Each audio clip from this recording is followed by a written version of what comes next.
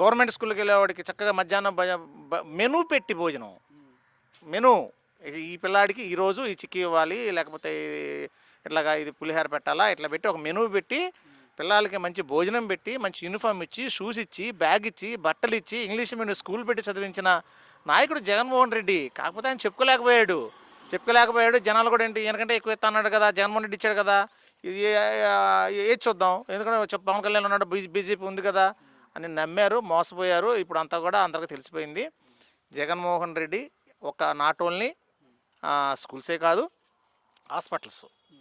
అప్పుడు కరోనా కాలంలో కనుక జగన్మోహన్ రెడ్డి కనుక అభివృద్ధి చేసిన నాడు నేడులో హాస్పిటల్ బాగు చేసి అన్నీ చేశాడు. దానివల్ల ఎంతోమంది అలా కరోనాకి వెళ్ళిన ప్రతి ఒక్కరు గవర్నమెంట్ హాస్పిటల్కి వెళ్ళి మనం వైద్యం చేయించుకున్నాడు. ఈరోజు ఆరోగ్య దాన్ని కూడా ఆరోగ్య వ్యవస్థను కూడా కుంటుపడేలాగా చేశాడు. ఈరోజు అంబులెన్స్ పనిచేయట్లేదు, 108 పనిచేయట్లేదు. మీరు చూడండి, 108లో మీరు ఫోన్ చేయండి, యాక్సిడెంట్ కనుక అయితే మీరు ఫోన్ చేయండి, గంటకు అంబులెన్స్ వస్తే చూద్దాం.